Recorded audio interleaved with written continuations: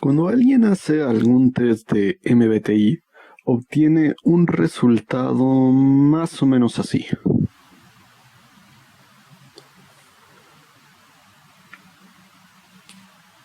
Sin embargo, ¿qué quiere decir este mágico código de 4 letras? ¿Qué quiere decir cuando alguien es introvertido, intuitivo, pensador, juicioso? ¿Qué hace a un tipo ser lo que es? Muy bien, veamos.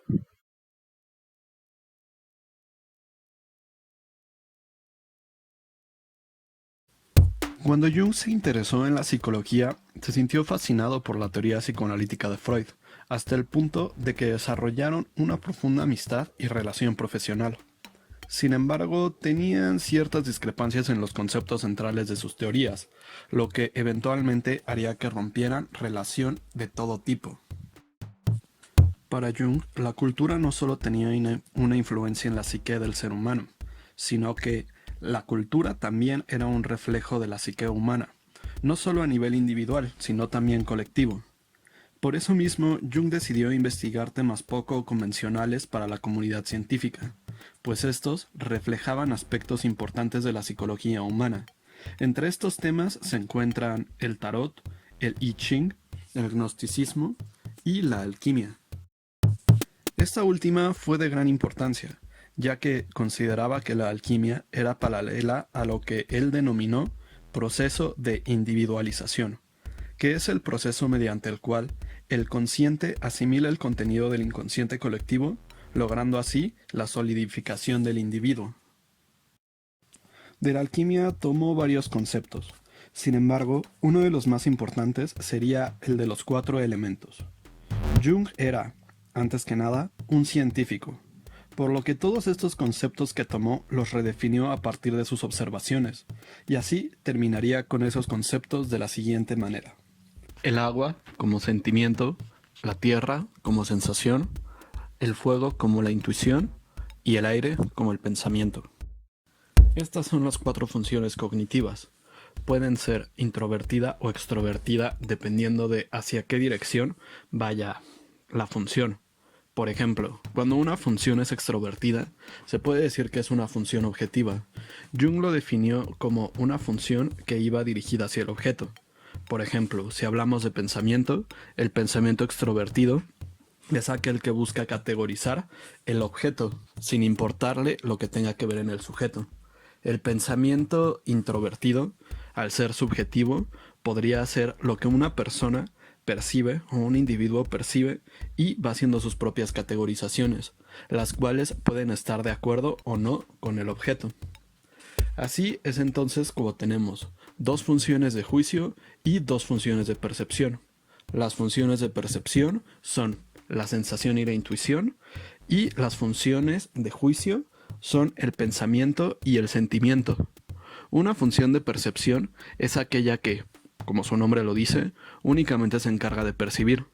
Son funciones que hasta cierto punto se considerarían irracionales, ya que no se puede hacer ningún juicio dependiente de ello. Mientras que, por otro lado, las funciones de juicio no pueden percibir por su cuenta. Las funciones de juicio son como Jung los denominó como funciones racionales.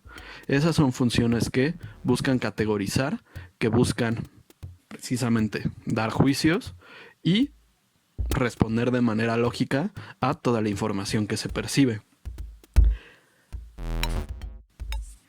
Cada tipo tiene las 2 funciones de percepción, solo con una introvertida y la otra extrovertida, lo mismo con las funciones de juicio. La primera función se denomina como función dominante. Es la función hacia la cual se orienta el ego. Se desarrolla desde la infancia y es precisamente la función que más ocupa cualquier tipo. Esta función no se ocupa conscientemente, ya que es simplemente la manera en la que el ser individual ya está configurado. Toda la información pasa de manera automática a través de esa función. Después se tiene una función auxiliar. La función auxiliar también se le puede denominar secundaria y algunos lo denominan creativa. Esta sirve para apoyar a algunos puntos débiles que pueda tener la función dominante. Esta función es en tipo distinto y en dirección distinta de la función dominante. Por ejemplo, si la función dominante es de juicio, entonces la función auxiliar va a ser de percepción.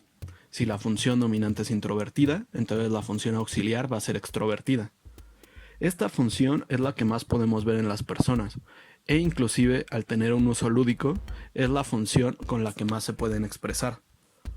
Esta función se empieza a desarrollar a partir de la pubertad en adelante, por lo que es una función que ocupamos de una manera más consciente. Después tenemos la función terciaria. Esta función es del mismo tipo que la secundaria, sin embargo en dirección contraria. Esto sirve como contrapeso para la función auxiliar y para compensar todas las deficiencias que ésta tiene. Es una función que se empieza a desarrollar durante la adultez y es una función de la que cada individuo tiene conocimiento, sin embargo no puede ocupar de una manera adecuada al 100%. Esta función se alterna en algunos momentos con la función auxiliar para ayudar al individuo a adaptarse a distintas situaciones. Por último, tenemos la función inferior. Esta función, en muchos sentidos, es de las más importantes, ya que, al ser la contraria al ego, es lo que podría considerarse como nuestros puntos débiles. Inclusive para muchos es la función de la sombra, ya que, al ser contrario al ego, es todo lo que nosotros no somos.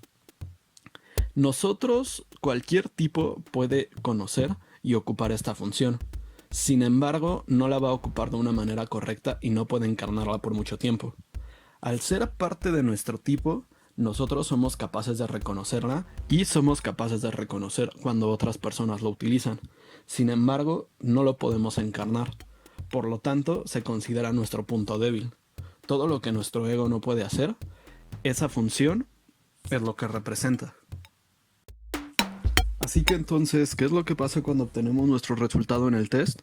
Pues bueno, tenemos las 4 letras y, en primer lugar, la primera letra es la que nos va a decir hacia qué dirección está nuestra función dominante, es decir, introvertido o extrovertido.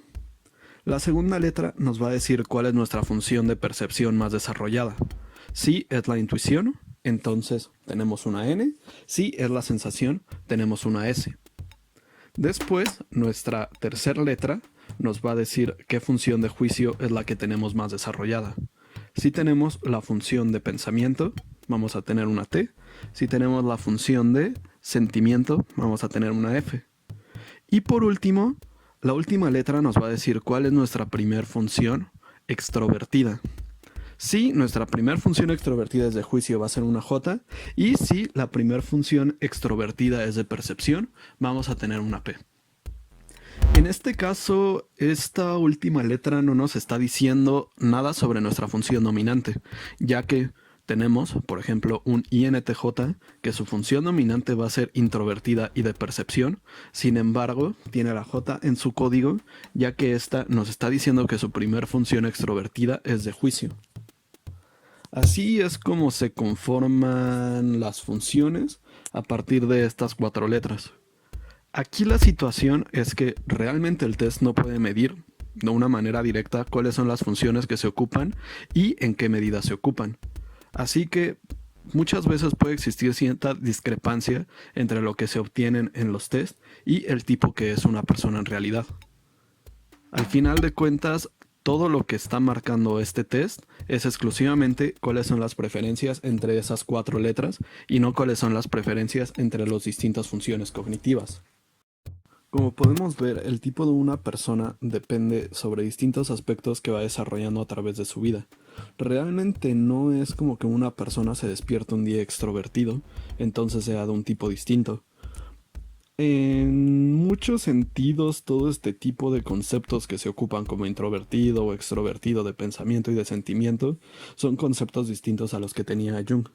Entonces, por consecuencia, no pueden aplicarse las mismas definiciones.